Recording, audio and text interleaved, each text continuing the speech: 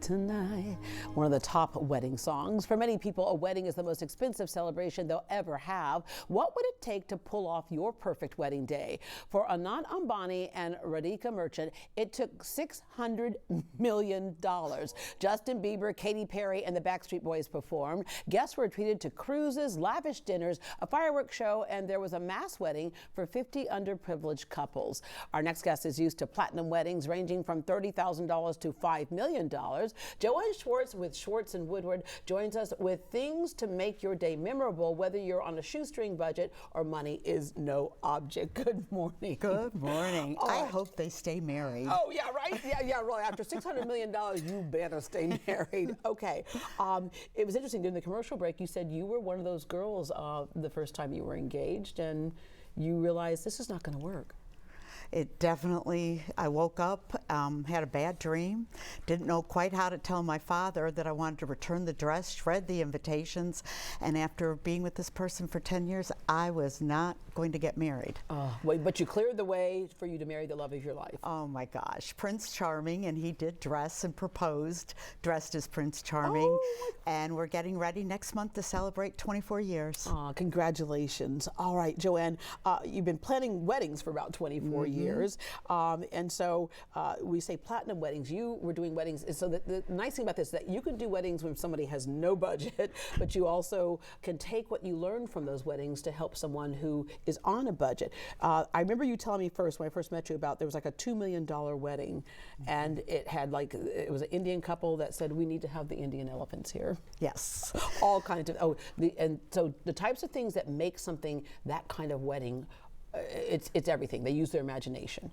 Well, and the reason they hired us to do a Hindu wedding is that they wanted to have things different. They wanted to have something unique, and they didn't want to go to the same wedding that they had been going to every single weekend. And in some cases, obviously, not all Indian, but they were able to bring India here, right? Yes, and we brought the outfit for the elephants, had that made. The jewelry came from India. And we had to do this in about 2.5 months. Oh, wow. Okay. What did the $5 million wedding look like? What made that $5 million? A float. Oh, okay. An elephant, a horse, food that just went beyond. The decor was over the top. We brought in DJs from New York. We brought in entertainment. It was unbelievable, but the outfits and the color, and I must say, they are still married, happily married. Good. And the flowers were over the top, but not everybody can do that. No, in fact, when I met you several years ago, when I was planning my wedding, I used a lot of the things that you had given me. In fact, there we were. Look, I was 24 years younger, but I used a lot of things. Wow. And one of the things I walked away with is, even if you can't have that completely crazy over-the-top wedding, you can have an over-the-top moment. And so my over-the-top moment was Mattress Mac had called me and said, hey, would you like to wear Princess Diana's necklace and earrings? And there it is right there. Wow. And of course, I had 3 security guards with me in the whole bit, but I was able to wear her necklace and earrings. I had to give it back though. All right, mitigating your costs. There's all kinds of ways to do that, starting with less expensive venues. Oftentimes hotels, people are competing for those ballrooms. There are some less expensive venues to take a look at. There are gorgeous, Houston is an incredible city, and we have grown along with the wedding business. The wedding venues have grown. And they really make some very reasonable kinds of places that include your photographer, include the flowers, include your DJ, which makes it a lot easier. Yeah, because you're not having to shop all those different things. Correct. They have contracts with all those people. Also, a lot of the city places, you have church halls and all that stuff, where you have your ceremony can do that. Right. But like city venues, McGovern Park is so beautiful. That's what you're looking at. There's a covered building there, right? It's gorgeous. Yeah. And even if it rains, you can do things inside, and that makes it much more cost effective. Yeah. Museums, community centers, the downtown library is another place where a lot of people have gone. It's that beautiful Julia B. Idison, historic building. So absolutely gorgeous.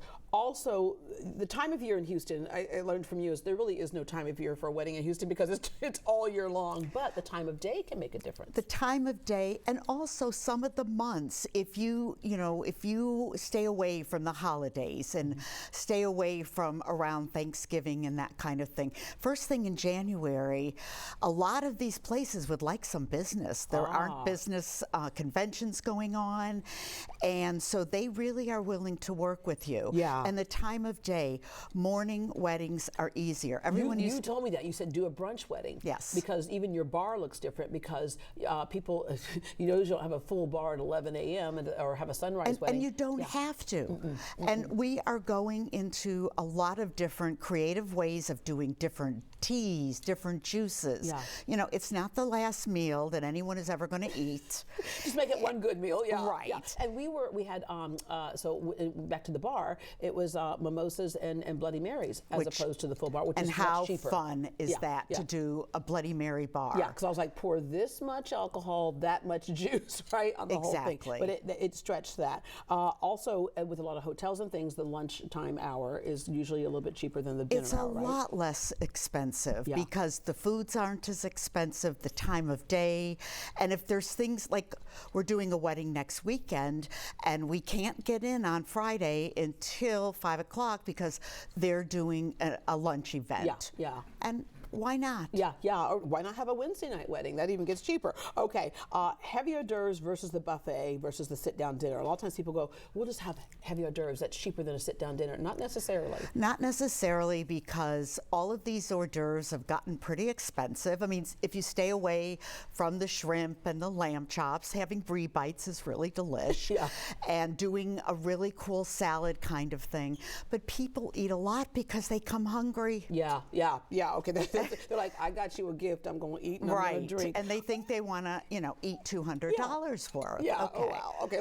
Not so much. Yeah, it's all you can eat buffet. And a sit-down dinner actually can be less expensive than a buffet, because if you're serving a meat and a chicken and a fish, you've got to prepare for everyone to have every single one of those. But you can control the serving on that one. All right.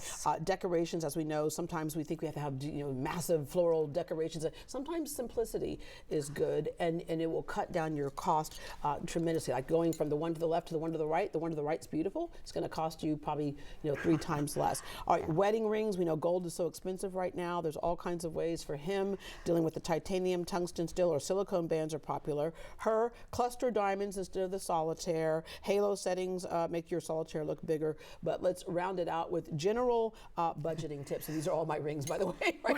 Some general budgeting and tips. to talk about the jewelry, I hate to say it, but look at QVC. They are offering some beautiful wedding sets.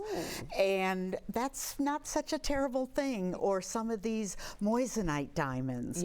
And sapphires and other gemstones. Yes. Yeah. Oh, there you go. You got a sapphire, beautiful sapphire right there. I love it. And then I'm going to, one thing too, the wedding registry. It used to be that young ladies would come out of their daddy's house and go into their husband's house, and so they needed dishes, they needed towels. More and more are coming out of their own place because they've started careers. So look at your registry. Register your honeymoon, for example. You know it's going to be the right color, the right fit. Some couples who bought new houses that needed to remodel registered at a Home Depot or Lowe's, so they could get things for that as well. And with registry, at Hindu weddings, they ask for no boxed gifts. People give money, which is nice. And with wedding registries, be creative. People are taking on hobbies. People are doing excursions with trips. So much to do. That's why a wedding planner is so good to have. Hey, for more information on Ann Schwartz with Schwartz and Woodward, visit greatdayhouston.com and we will connect you. Great to see you again.